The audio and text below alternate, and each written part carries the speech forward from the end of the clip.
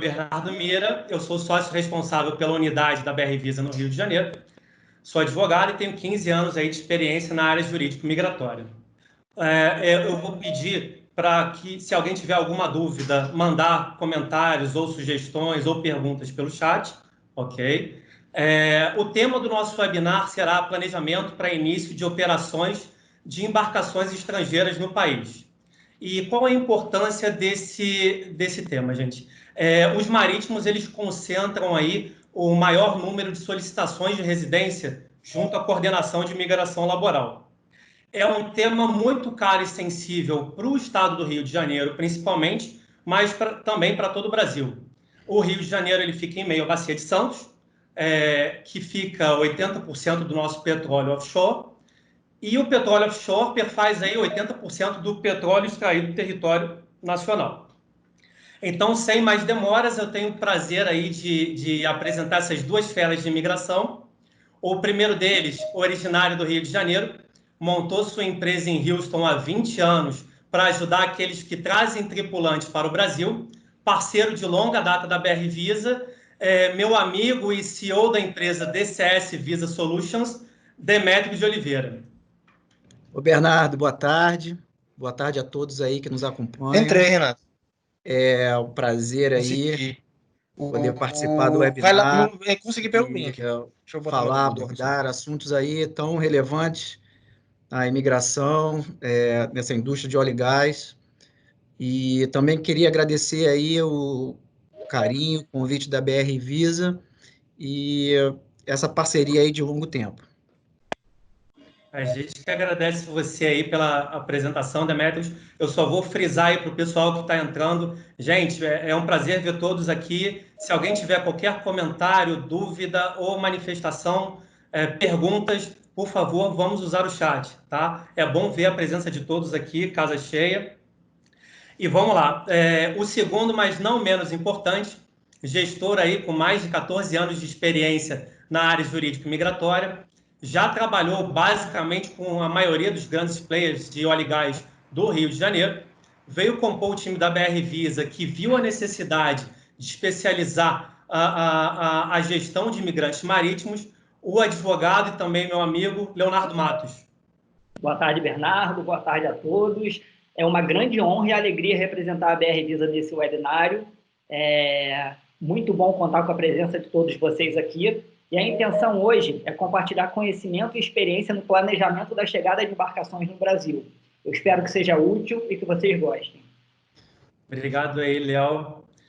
Então, gente, por enquanto o pessoal está chegando, só para a gente começar a esquentar aí, antes da apresentação, Demétrios, fala um pouco aí, qual é a sua percepção nesse movimento aí? Vamos tentar falar de pós-pandemia ou pós-lockdown. O que você acredita que vai acontecer num cenário não só Estados Unidos, mas marítimos em geral, e o fluxo desse pessoal para o Brasil? O que você vê?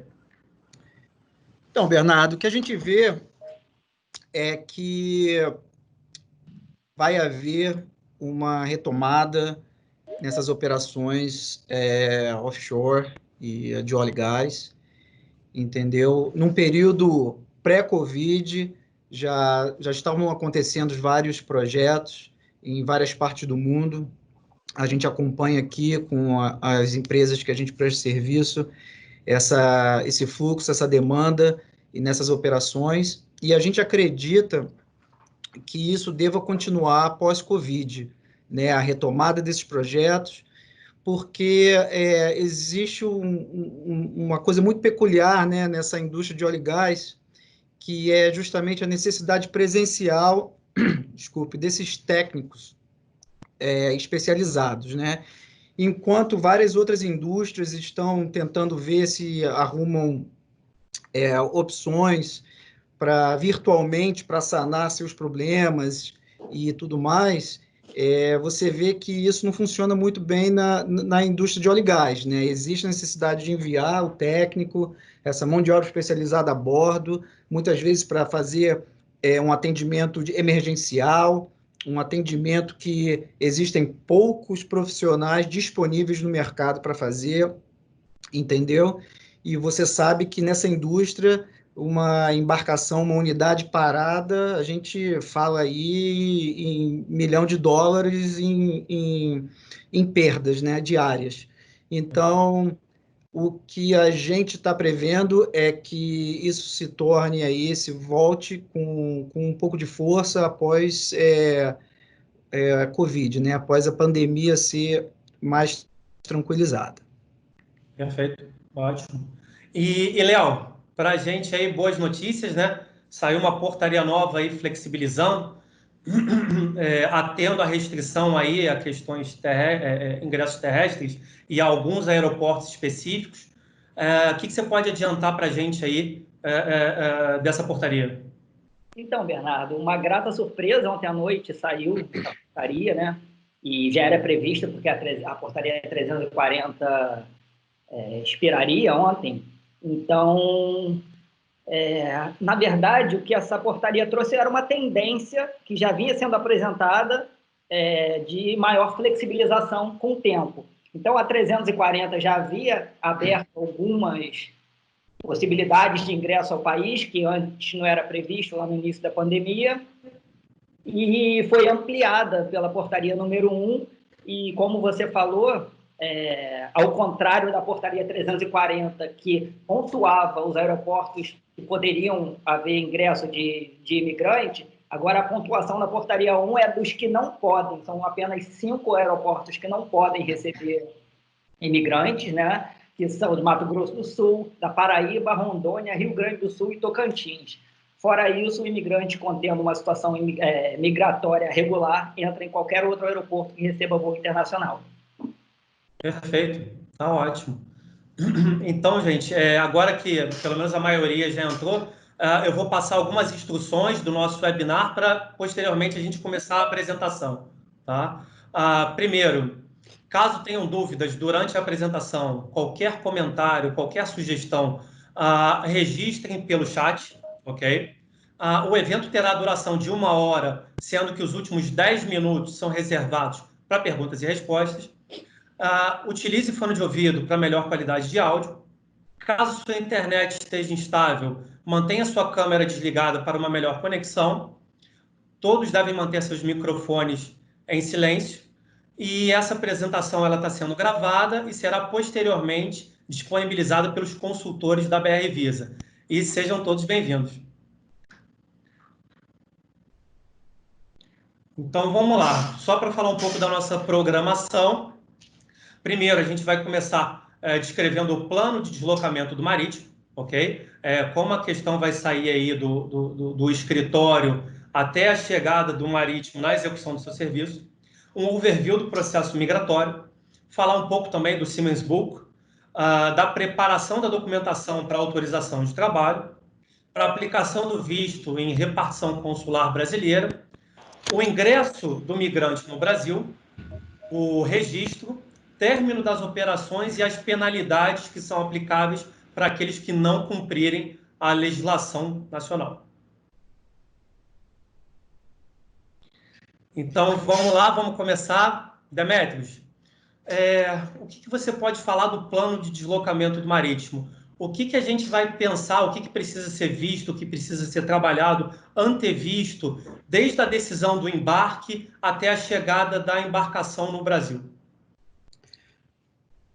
Bernardo, essa aí, no meu ponto de vista, assim, a parte crucial para que você tenha uma operação de envio de estrangeiros numa embarcação para o Brasil que seja com o menor índice de problemas possíveis. Por quê?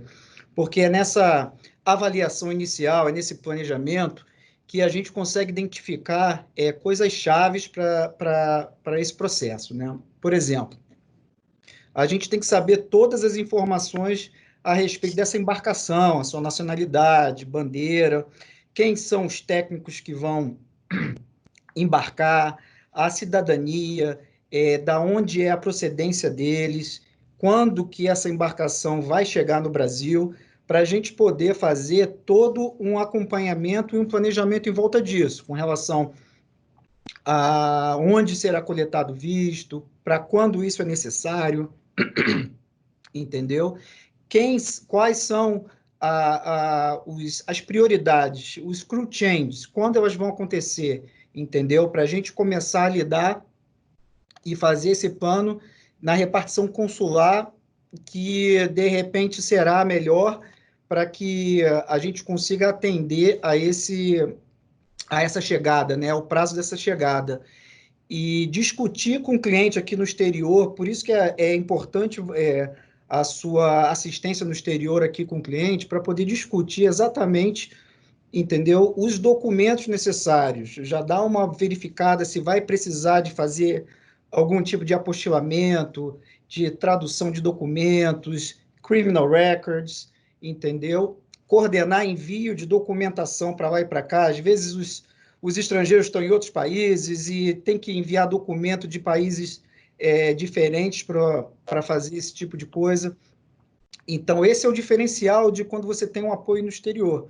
E você sabe, né? A gente já trabalhou em alguns projetos, essa comunicação tem que fluir de uma forma em que todos entendam, entendeu? Saber a diferenciação entre o procedimento no Brasil e o procedimento consular. Às vezes o cliente aqui no exterior, ele pensa que é uma coisa só, entendeu? Então, a gente senta com ele, faz o esclarecimento, faz o planejamento, entende a necessidade e consegue executar aí essa operação de uma forma aí mais descomplicável possível.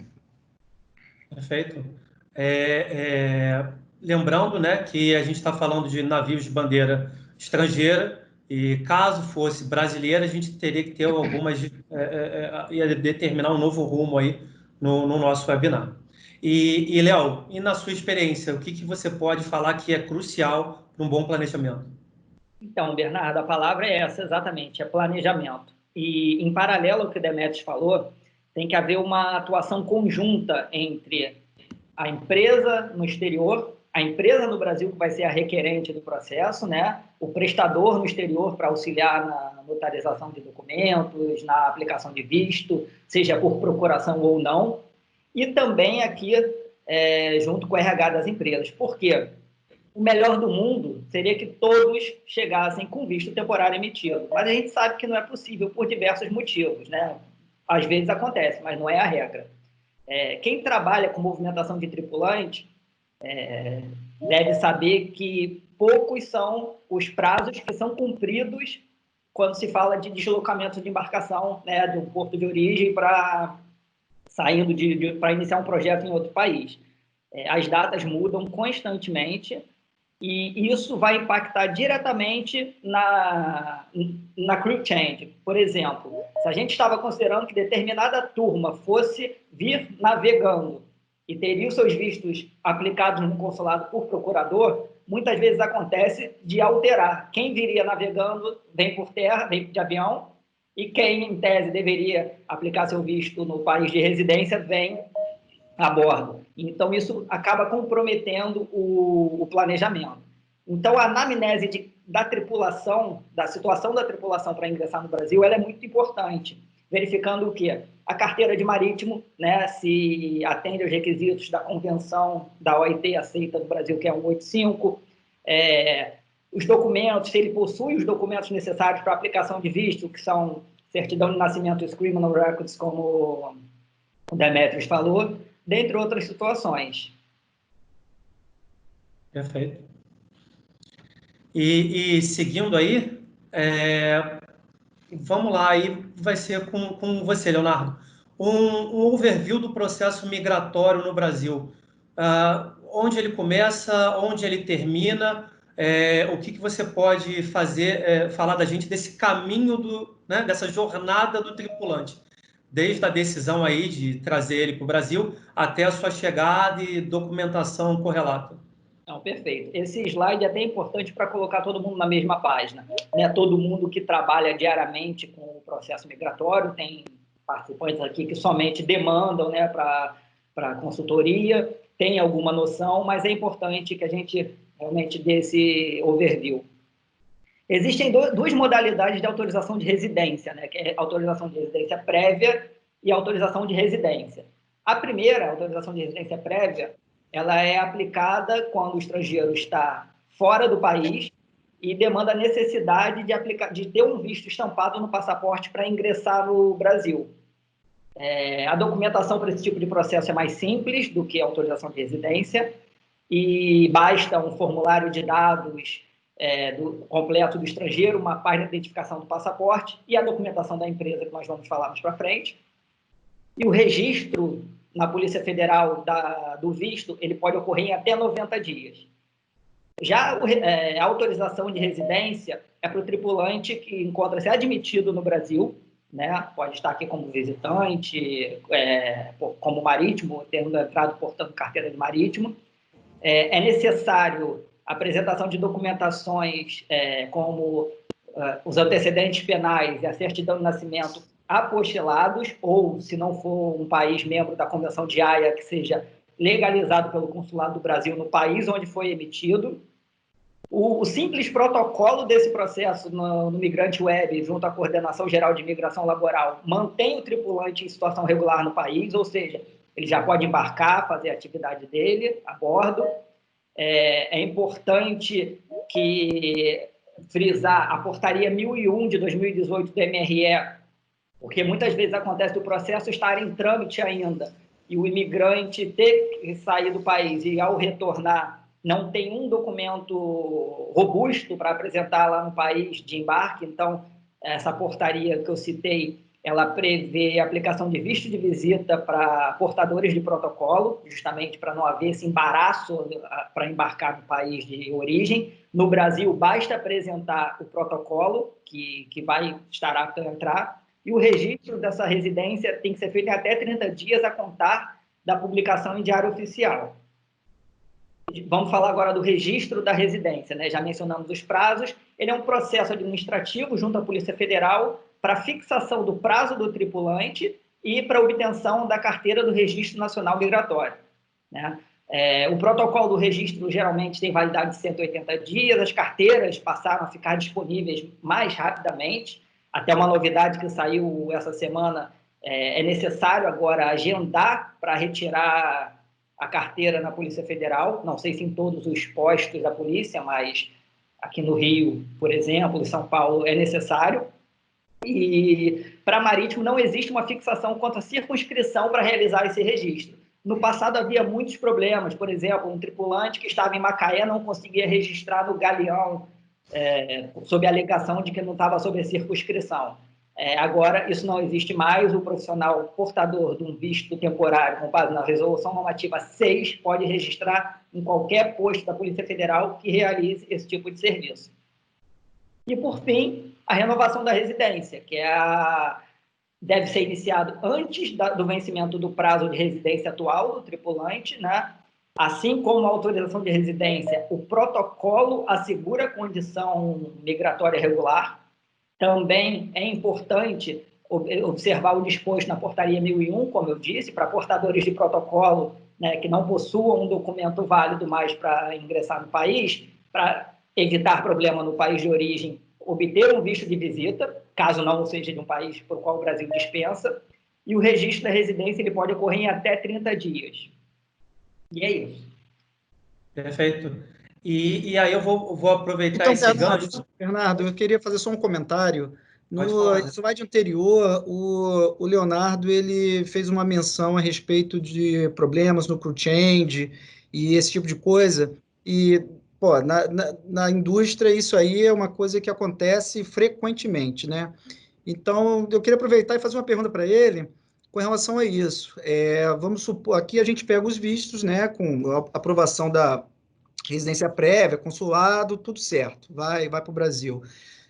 No caso de, vamos dizer, a embarcação tem que fazer um crew change num país próximo, numa ilha, e essa equipe nova que entra, eles entram sem vistos, passaporte, vamos supor que eles tenham um passaporte que autorize a isenção de visto de visita, ou tem um SIMSBUC, né?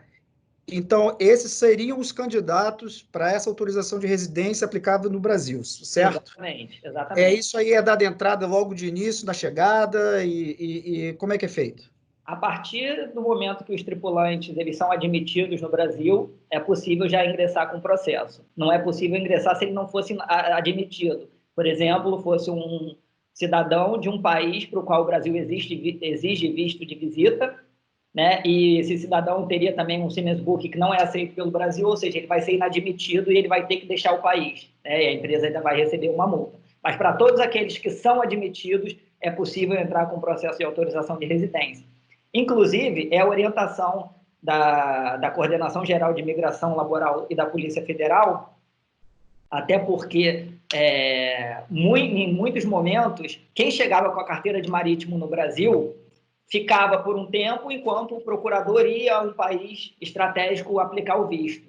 Só que a Polícia Federal não está mais aceitando registrar esses estrangeiros nessa situação.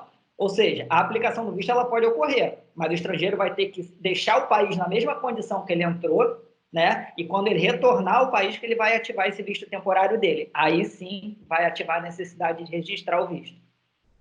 Ok, perfeito. Demetrios, eu vou aproveitar a sua pergunta e vou voltar uma para você. E dentro desse overview aí, desse árduo processo migratório, na coleta do visto no exterior, quais são os problemas que você mais enfrenta oriundo aí uma falha na comunicação ou algum tipo de desorganização desse processo? Olha, geralmente é problema com documentação em geral, né? Ou seja, ou um passaporte que está com expiração próxima, está em menos de 6 meses, a documentação com relação à filiação normalmente também é um problema. Então, como a gente falou no começo, o planejamento é crucial nisso, entendeu? Que a gente detecta isso lá na frente, né? Quando já chega na minha mão, o negócio já está sanado, já está tudo cristalino. Então, até com relação a criminal records, é uma coisa complicada às vezes. O estrangeiro, ele como na natureza dessa profissão, eles fazem várias rotações, moram em diferentes países, às vezes é de uma nacionalidade, mora num país tal, aplica em outro consulado, então isso aí dá uma dor de cabeça danada, geralmente. Perfeito, tá ótimo, obrigado.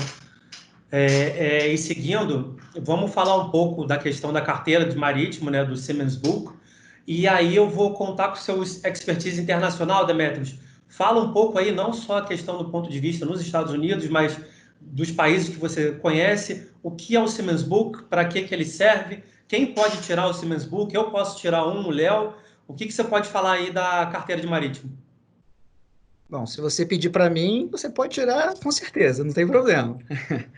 Bom, o que é o Siemens Book, né, Bernardo? O Siemens Book nada mais é do que uma carteira de identidade do profissional marítimo, né? O profissional marítimo é aquele que trabalha numa embarcação, entendeu? Embarcação, seja ela de navegação ou uma embarcação de petróleo, só não pode ser embarcação de guerra, entendeu? Aí já é outra coisa.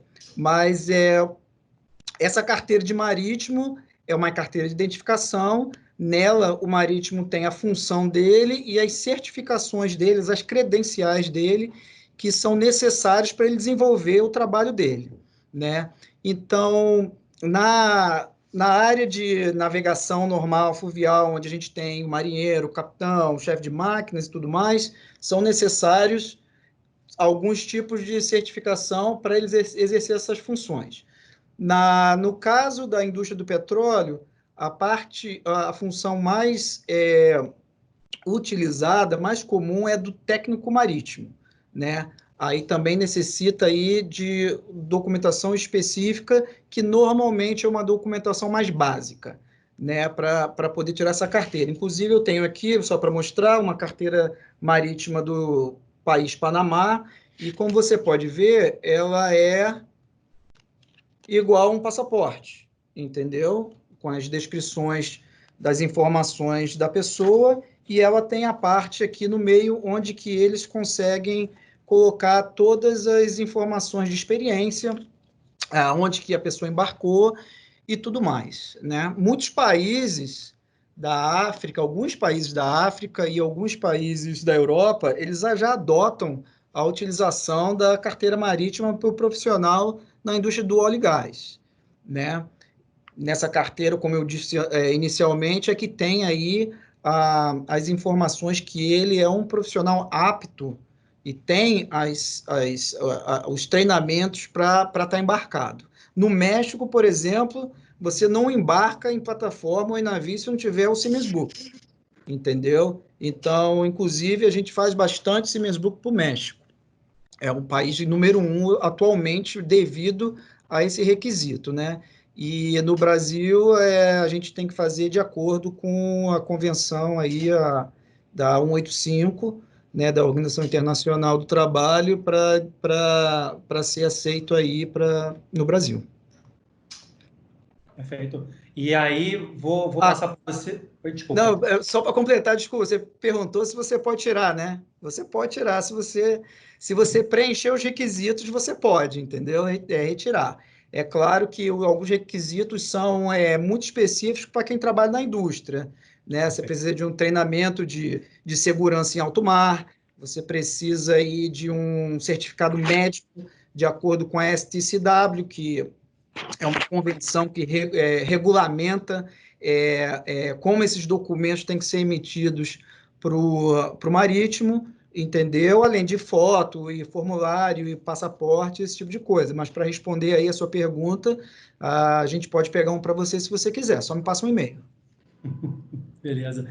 E aí eu vou passar agora pro Leonardo. Léo, e o que mudou da Convenção 108 para 185? O que você pode falar tanto de transformação quanto a repercussão disso em legislação nacional e procedimento nacional e a adesão dos países aí a 185? Então, Bernardo, até antes, pouco antes da pandemia, né, o Brasil vinha praticando, na maioria dos portos, aceitação quanto ao Siemens Book emitido pela Convenção 108 e 185.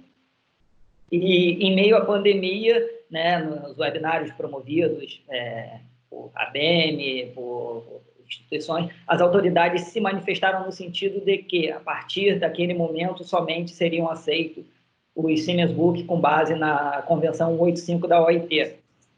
E a má notícia é que a Convenção 185 ela tem 35 países signatários apenas, né? Contra uma quantidade bem maior da 108. A diferença básica entre os critérios de aceitação é que a Convenção 108 aceita o Siemens Book emitido por um país signatário, sendo ele ou da nacionalidade do tripulante ou da bandeira da embarcação. Já o 185 restringe essa aceitação se o país for signatário da Convenção 185 e a carteira de marítimo for emitida pela nacionalidade do portador, do tripulante, não mais da bandeira da embarcação. E muito se pergunta por que vinha sendo aceito a 108 e 185 se o Brasil é signatário, né, da 185 desde 2010. Acontece que, sob a égide da antiga, do Estatuto do Estrangeiro e do Decreto 86.715 de 81, o artigo 49 previa que a carteira de marítimo ela poderia ser substituída por um documento que comprovasse a situação de marítimo do tripulante. Daí porque continuaram aceitando também os critérios da 108. Mas, em novembro do ano passado, foi publicado o Decreto 10.088, né, para consolidar os atos normativos editados pelo Poder Executivo, que dispõe sobre a promulgação das convenções da OIT. Então, a partir daí, entende-se que somente o 185 deveria ser aceito. Ainda houve um períodozinho que continuaram aceitando, mas, a partir de agora, somente Siemens Book, com base na Convenção 185, será aceito. Perfeito.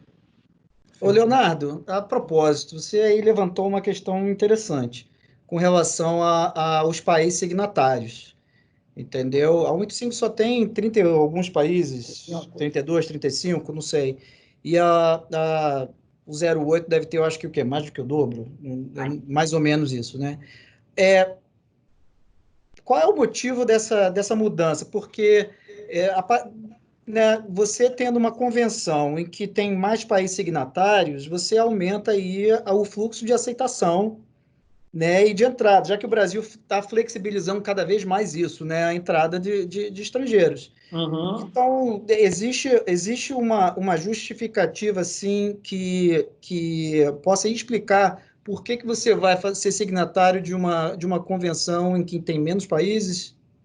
Então, Demetrios, na verdade, o que se escuta falar, eu já procurei uma exposição de motivos do porquê o Brasil se tornou signatário, mas, na verdade, o que se escuta falar é que a Convenção 185 ela traz maior segurança, tanto em relação à forma do documento emitido, né, com aspectos de segurança, quanto às formalidades, porque existem países signatários da 108 que você consegue obter um Siemens Book pela internet no mesmo dia, ou com formalidades muito reduzidas, o que compromete realmente a situação do marítimo, né, a segurança. Então, eu entendo que tenha sido justamente pelos critérios de segurança, tanto do documento quanto do processo de obtenção. Ok, faz sentido. Então, seguindo, e vamos lá para a parte de preparação dos documentos do tripulante. E aí eu vou começar com você, Léo. Sobre os documentos do tripulante, os documentos da empresa, né, os contratos de afrentamento, o time charter, o bareboat charter, você precisa mostrar aquele contrato todo para a coordenação de imigração laboral, documento dos tripulantes. Quais são os cuidados aí que a gente tem que tomar para preparar a documentação para autorização de trabalho? Então, Bernardo, na verdade, como nós mostramos lá nos slides atrás, a autorização de residência, seja ela prévia ou autorização de residência, é o início, né, da obtenção da residência no Brasil, e para isso existe um processo administrativo próprio que é submetido à análise da Coordenação Geral de Imigração Laboral através do Migrante Web, que é o sistema disponibilizado pelo Ministério da Justiça.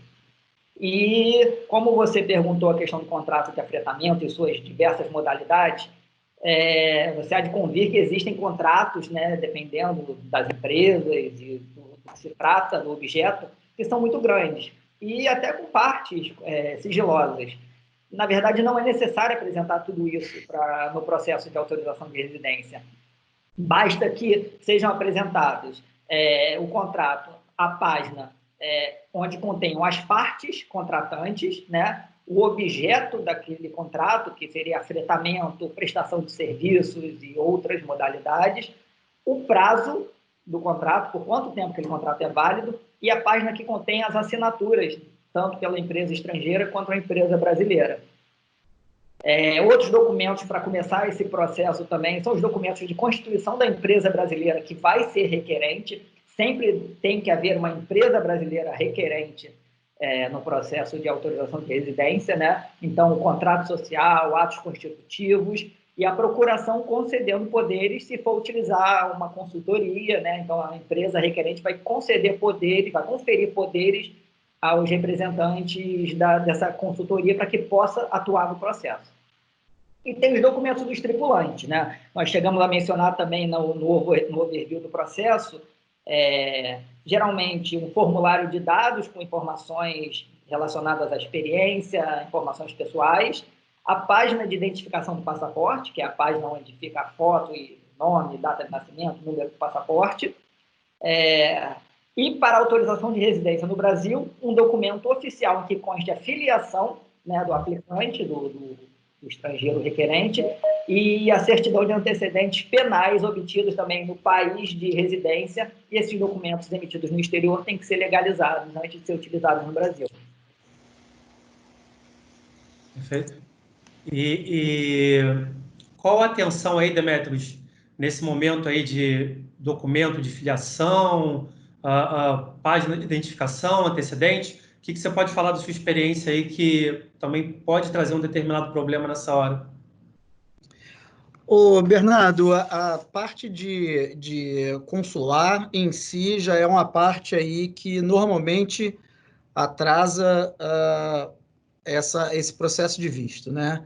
Então, quem aí da área sabe que se isso aí não for planejado, as chances são que na parte consular a coisa pode entravar. Então, o documento de filiação, no momento, eu creio eu que seja um dos mais, hoje em dia, é um dos que mais dê problema. Algumas cidadanias nem possuem esse documento, entendeu? Você vai para países aí da Ásia em que não tem nome, não tem...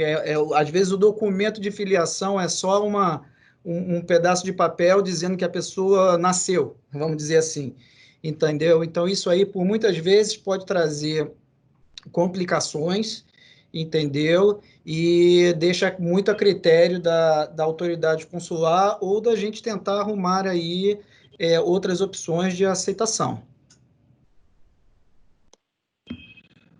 Perfeito. Não, ótimo. Então, vamos continuar. Já que você começou, a gente passa aí para a aplicação de visto em repartição consular brasileira. Qual é o seu desafio, o seu principal desafio aí, Demetrios, na gestão dessa documentação? Quais são as falhas que você mais tem contato? O que você pode trazer para a gente de experiência que pode acelerar ou deixar um processo mais suave nessa jornada do tripulante? Bom, para deixar mais suave, foi o que é o que a gente está falando desde o começo, planejamento.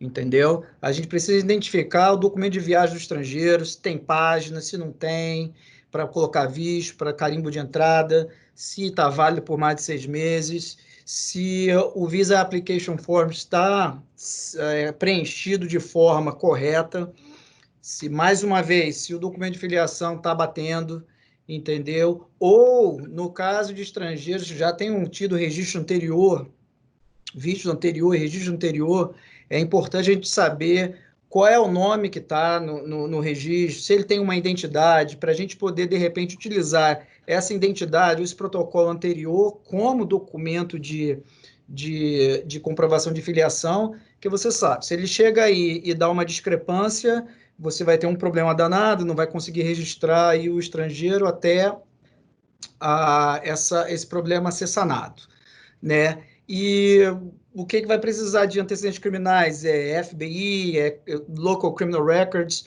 O bom é que, no caso do RN6, a gente tem até a possibilidade de dispensa do documento, dependendo da repartição consular, dependendo da situação. Então, isso aí é uma coisa também que a gente pode cuidar.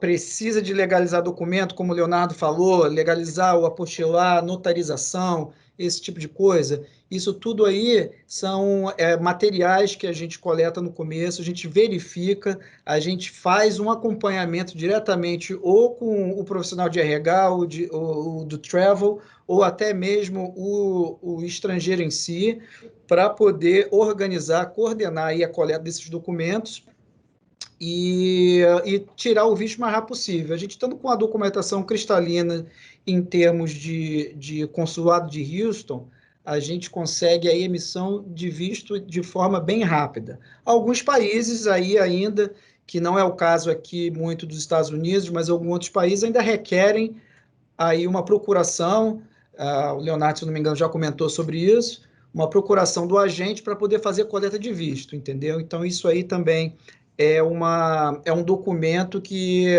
pode se fazer necessário aí algumas repartições consulares. Ótimo. E aí vai uma pergunta para você mesmo, Demetrios. E por que Houston? Qual é essa vantagem comparativa que tem de Houston? Por que o processo muitas vezes acaba sendo mais célere aí?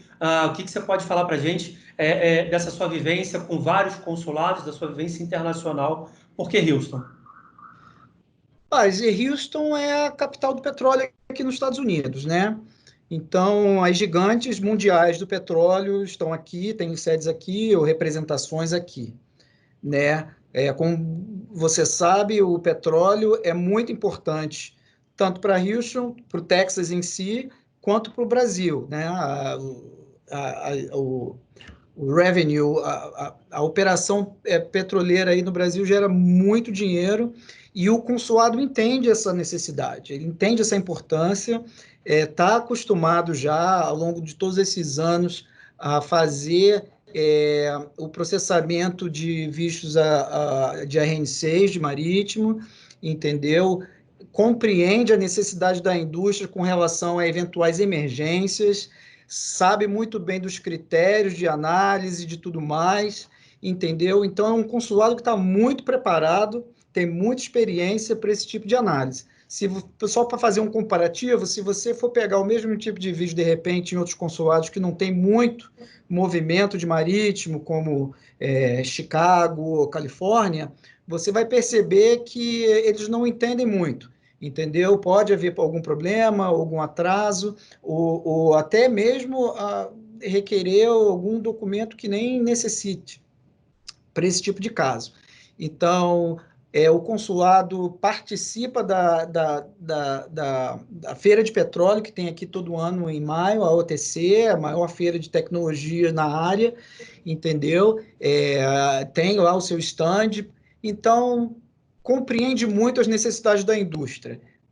Faz um diferencial enorme fazer coletas aqui e ter essa interação com o consulado brasileiro de Houston. Perfeito. Então, seguindo nessa jornada ainda do tripulante, ele vai coletar o visto, a residência dele no consulado no exterior e vai ingressar no Brasil. Há alguns off-signers que vão vir trazendo a embarcação e outros que vão vir posteriormente por via aérea. E aí eu volto para você, Leonardo, quais são os cuidados, qual é a diferença entre os dois processos? Traz um pouco aí da sua experiência.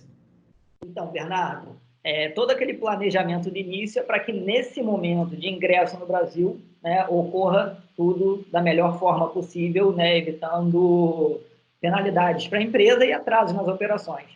E até esclarecendo, o off-signer vai ser sempre aquele que desembarca para um signer render ele a bordo. Mas como nós estamos falando de chegada de embarcação, nós estamos nos referindo a off-signers, aqueles que trazem a embarcação, vêm navegando até o ingresso no Brasil. E são algumas possibilidades de ingresso. Melhor cenário, que ele ingresse com visto temporário adequado. Não só a Resolução Normativa 6. Resolução Normativa 6 é para quem exerce atividade exclusiva a bordo, né, membros da tripulação e que realiza a operação final a bordo. Mas costuma vir pessoal técnico com Resolução Normativa 3, que vem realizando manutenção a bordo, e Resolução Normativa 4, isso é possível desde que eles cheguem com visto adequado. Também existe a possibilidade do ingresso portando a carteira de marítimo válida, né, pela Convenção 185, pelo que nós já falamos, com permanência de até 180 dias a bordo da embarcação. Necessidade de desembarcar, vai haver uma assistência da agência marítima para o transbordo desse estrangeiro para que ele deixe o país. Também é possível que ingresse a bordo sob a classificação de negócios, né, visitante, com permanência por até 90 dias, e a diferença para o portador de carteira de marítimo é que o visitante ele pode desembarcar normalmente, pode ficar em hotel, fazer treinamento, o que for no Brasil, porque o visto permite.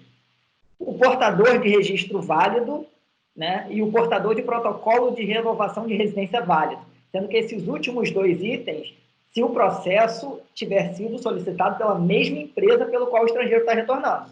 Se for por outra empresa, não é possível, né, e é passível de autuação.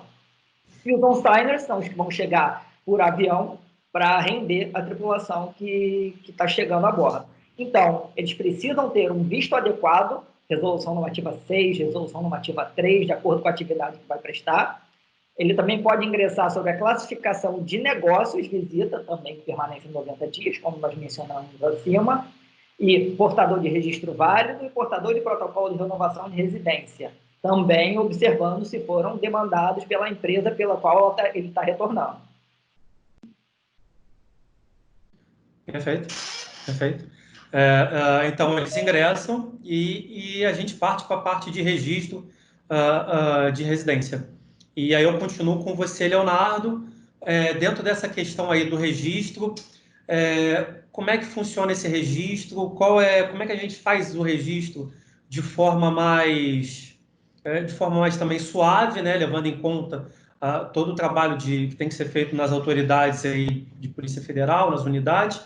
E eu já jogo para o Demetrios emendar logo depois, e o que dentro da coleta do visto consular, o que pode influenciar no registro e quais são os cuidados para a gente não parar lá e retificar a Visaform lá no Ministério das Relações Exteriores. Então, Bernardo, o registro ele é o processo administrativo, né? É um processo mandatório para a fixação do prazo de estada do tripulante e a obtenção da carteira do Registro Nacional Migratório, né? Ele, no caso do registro do visto, pode ser realizado em até 90 dias a contar do primeiro ingresso no país com esse visto. Existe, sim, a possibilidade desse estrangeiro deixar o Brasil sem registrar, caso ele retorne antes dos 90 dias, que ele não terá problema para retornar, ao contrário do que acontecia no passado, onde o prazo era 30 dias, e se ele saísse do Brasil sem registrar, não conseguia retornar. Então, esse prazo de 90, além de ser melhor para enfrentar as dificuldades de agenda, ainda tem essa possibilidade, né, de retorno. E o prazo de estada a ser fixado no registro, ele é igual ele é contado a partir da primeira entrada, mais o prazo que foi concedido na autorização de residência. Então, se hoje eu estou entrando no Brasil com visto válido por 2 anos, meu visto vai ser válido, meu registro, minha residência vai ser válida até 29 de julho de 2022. Já o registro da residência, o prazo é menor, 30 dias a contar da publicação em Diário Oficial, né? Não é recomendado que deixe o Brasil sem realizar o registro. Primeiro, pela possibilidade de ser inadmitido no ingresso por não ter respeitado o prazo legal. E outra também pela dificuldade de embarcar no ponto de origem, pelo que nós já falamos, né? Não tem um documento robusto para ser apresentado lá no desk de embarque e possivelmente vai ter seu embarque negado. E o prazo de estada, ele é igual à data do registro, ele é contado a partir da data do registro, mais o prazo da residência aprovada. Então, Bernardo, antes de responder a tua pergunta, eu queria fazer uma pergunta para o Leonardo. Aliás, 2. Possivelmente 3, se a gente tiver um tempo. Ô, Leonardo, o que a gente tem muito aqui, eu trabalho com eu tenho muitos clientes que eles não têm sede no Brasil. Então, eles prestam serviço para as várias empresas, né? Às vezes, eles pegam um RN6 por uma empresa, RN3 por uma empresa, vai para o Brasil, passa uma semana, não registra, retorna. Um tempo depois, pega um outro RN3 de 180 dias por outra empresa, por outro cliente, e vai para o Brasil. Como é que fica aí a questão do registro do primeiro visto? Já que ele ficou uma semana, não fez, e logo depois, e um tempo depois, ele vai com um visto completamente diferente. Ele tem que pagar aí essa multa, ser autuado. Como é que funciona isso nesse caso específico? Então, Demetrios, a vantagem da gente trabalhar tanto tempo numa área é que a gente consegue traçar uma diferença entre o que era e o que é. No passado, eu te diria, certamente, quando esse estrangeiro retornar, ele vai ser autuado, né? Multa máxima. Isso gerava muito problema, porque ele recebia uma multa enquanto ele estava retornando por outra empresa diferente da qual que ele foi autuado. Então, assim, gerava muito problema. Atualmente, não temos enfrentado esse tipo de problema, não existe nenhuma previsão realmente para a autuação, caso ele não tenha registrado o primeiro visto e retorne com outro visto diferente por outra empresa. Cabe aqui frisar que você mencionou aí Resolução Normativa 380 dias, né, que é o artigo 4º. Esse estrangeiro, se ele vier com esse visto para o Brasil, ele só vai poder obter um novo visto, independente da empresa pelo qual ele está solicitando, 1 ano depois, porque ele pode vir por 180 dias no período de 1 ano migratório. Então, durante esse ano, ele não consegue outra autorização dessa mesma modalidade, mesmo sendo por outra empresa. Existe uma discussão das autoridades de aceitar trabalho por outra empresa, mas é algo que não está na lei, a gente não adota isso. A gente segue realmente o que está escrito, e o que está escrito é isso: 1 ano migratório, 180 dias, e só pode aplicar um novo visto após esse período. E vem cá, como é que fica a coleta dessa carteira? Porque eles ficam uma semana, vão embora, não coleta. E às vezes fica pronta. Como é que faz?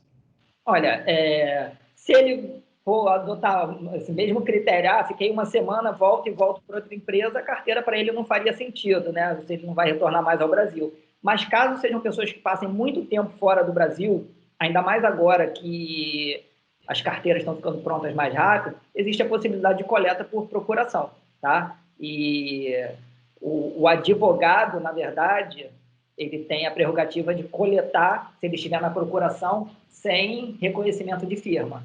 Então, isso facilita também. Ok. Perfeito. Perfeito. Vamos seguir então, gente, até por causa do tempo.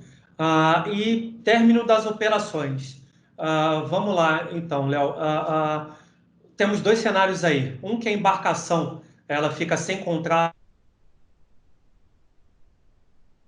no jurisdicionais brasileiras. Qual é a diferença? Quais são os cuidados aí que a gente tem que ter no término das operações?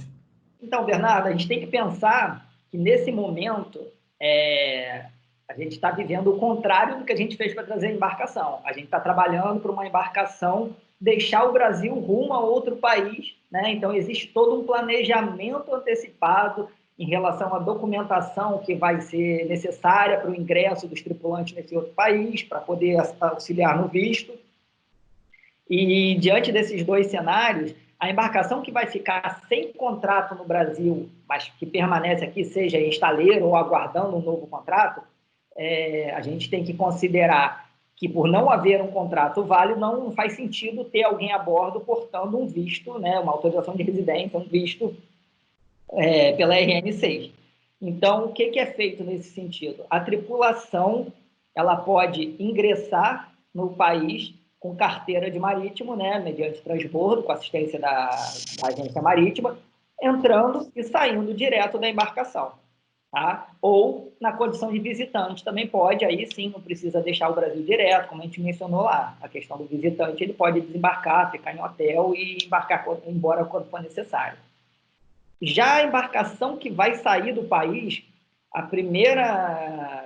primeiro item a ser observado é manter a autorização de residência, né, o visto de todo mundo válido até o efetivo momento da emissão do passe de saída da embarcação. Porque se no momento da emissão do passe de saída for constatado que existe um tripulante com prazo vencido a bordo, é multa, né, e mandam desembarcar. Então, para isso também é possível que o tripulante embarque na condição de visitante. Vale ressaltar que o tripulante que estava aqui como temporário não pode ter sua condição transformada em visitante sem deixar o Brasil. Então, assim, estava como temporário e venceu o prazo, tem que sair do Brasil, mesmo que ele volte como visitante para partir com a embarcação. Ou o portador de carteira de marítimo, ele pode embarcar para ir junto com a embarcação, sendo que o seu embarque ele tem que ser autorizado junto com a emissão do passe de saída da embarcação. Só aí esse tripulante ele vai poder embarcar com a carteira de marítimo, chegar no Brasil, e o passe de saída ele tem validade de 72 horas, ele pode ser prorrogado. Mas aí, a partir do momento que ele já está emitido, esse tripulante com carteira de marítimo pode permanecer a bordo. Perfeito.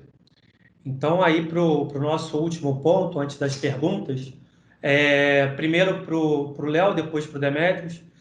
Léo, o que você vê em termos de autuação que vem acontecendo hoje, né? Tanto para a pessoa jurídica quanto para a pessoa física? E depois, já engatando, Demetrios, questão de penalidade, a multa que é realizada no Brasil infere alguma coisa na coleta de visto? Tem alguma relação? Você consegue checar isso no consulado? Aí primeiro Léo, depois na sequência Demetrios.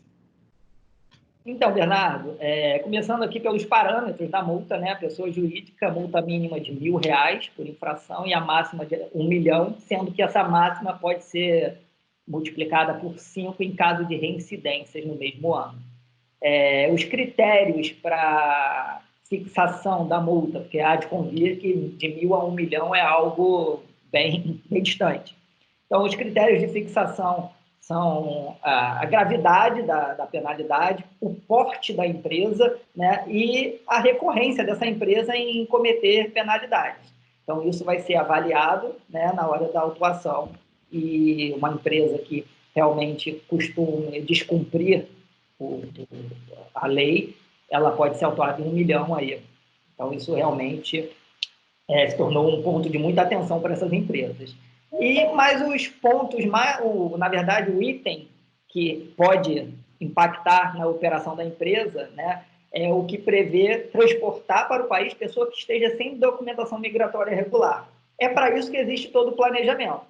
Verificar carteira de marítimo com antecedência antes de sair do porto de origem, verificar se o visto é adequado, se o visto está válido, se os documentos estão tudo ok, para aí sim eles possam chegar no Brasil e não correr o risco de ser autuado nesse item. E multas de pessoa física, elas vão, multa mínima de 100, máxima de 10 mil, sendo os itens mais comuns deixar de se registrar no prazo de 30 dias para autorização de residência ou 90 dias para registro do visto. São R$100 por dia de atraso.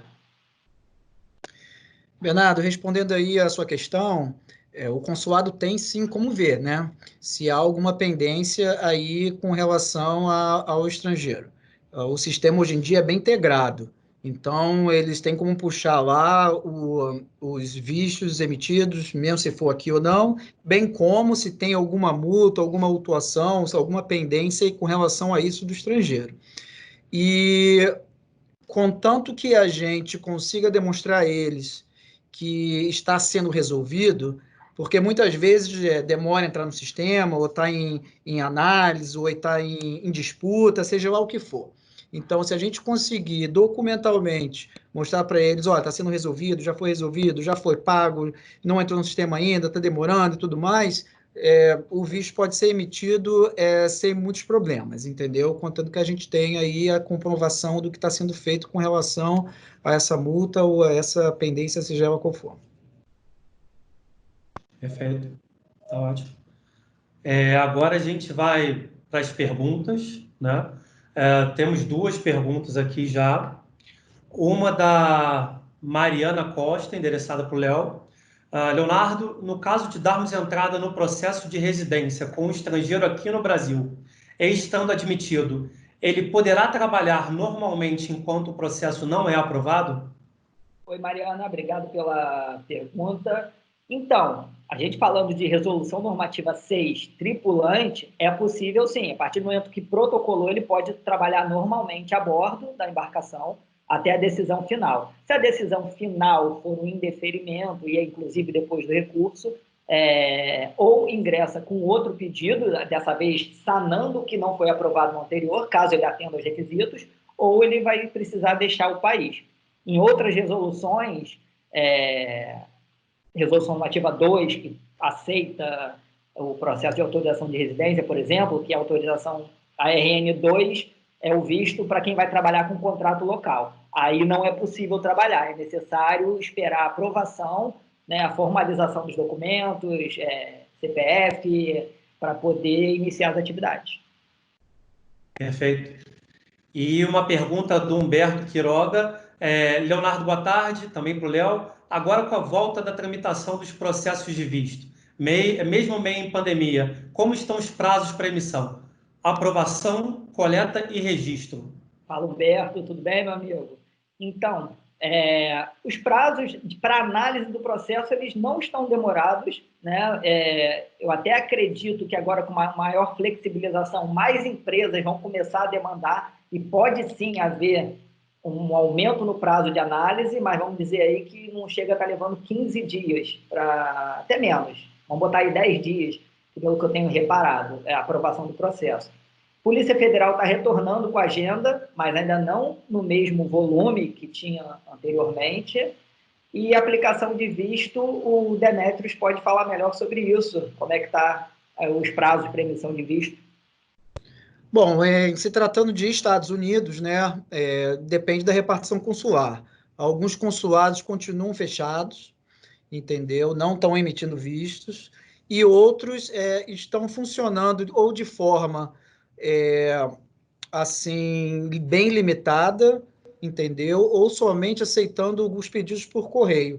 Isso aí depende muito de onde o consulado é localizado, das condições sanitárias daquela região devido ao Covid, entendeu? Muitas regiões aqui como já aconteceu em Houston aqui, o juiz decretou a paralisação das atividades que não sejam essenciais.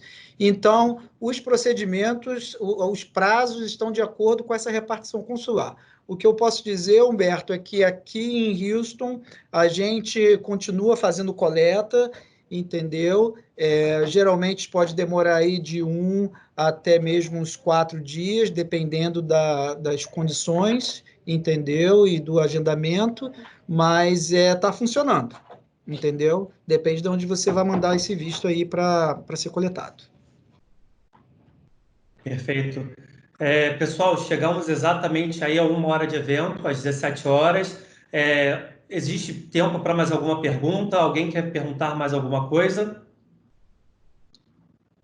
Então, fica aqui um agradecimento a todos pela presença e participação do nosso evento. Agradeço aí em especial ao Demetrios, ao Léo, à DCS Visa Solutions, a todos os amigos, parceiros, profissionais de mobilidade, aos apaixonados por mobilidade e à equipe BR Visa por todo o evento. Um grande abraço para todos e até a próxima. Obrigado. Obrigado.